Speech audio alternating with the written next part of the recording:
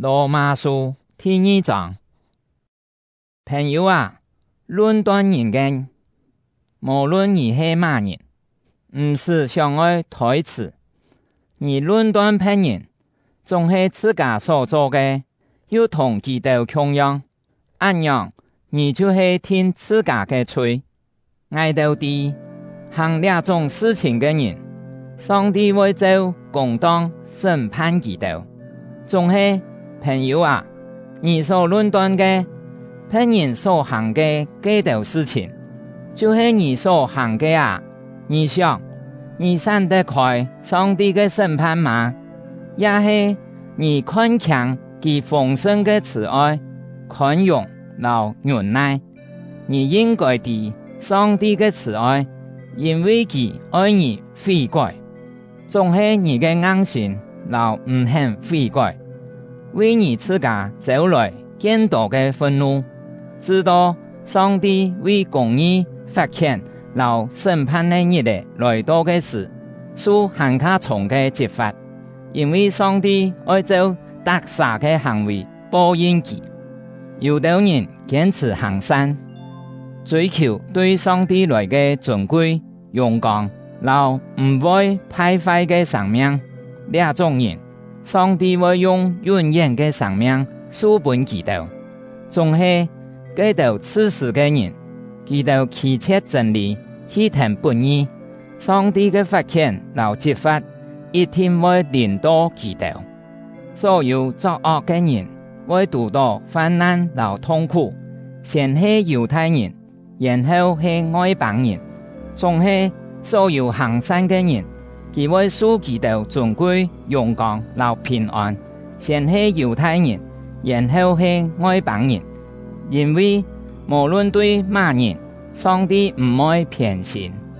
外邦人無摩西嘅法律，佢哋犯罪就會在這法律之外滅亡；猶太人有這法律，佢哋犯罪就愛照這法律來受審判。因為本上帝判無罪嘅，唔係佢哋聽到法律嘅人，係佢哋實行法律嘅人。外邦人雖然無這個法律，總係佢哋那係照天性去行合這法律嘅事，佢哋還係有自家嘅法律。佢哋嘅表現顯明這法律嘅命令係寫在佢哋嘅心度，佢哋嘅良心就是證明這個事實，因為佢哋嘅心有時會責備自家，有時會為自家辯護。照我所傳嘅福音，在萬日上帝通過基督耶穌審判嘅事，就是按照按樣來審判人心中一切嘅秘密。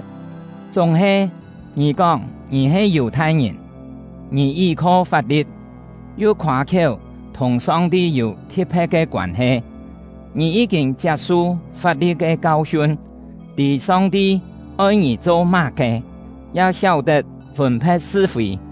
你深信自家係為某某嘅帶路嘅人，係基督在烏暗中嘅人嘅光，係惡惡嘅指導者，係後生人嘅先生。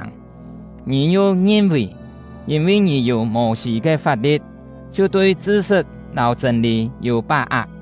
你教別人，樣辦唔教自家呢？你教訓人做唔得頭拿，自家啥頭拿嗎？你講做唔得犯奸淫，自家啥去犯嗎？你鬧偶像，自家啥頭拿強謀度嘅東西嗎？你誇口你有上帝嘅法律，自家反轉破壞上帝嘅法律來侮辱佢嗎？聖經講，為到你哋嘅緣故，上帝嘅名本外邦人侮辱。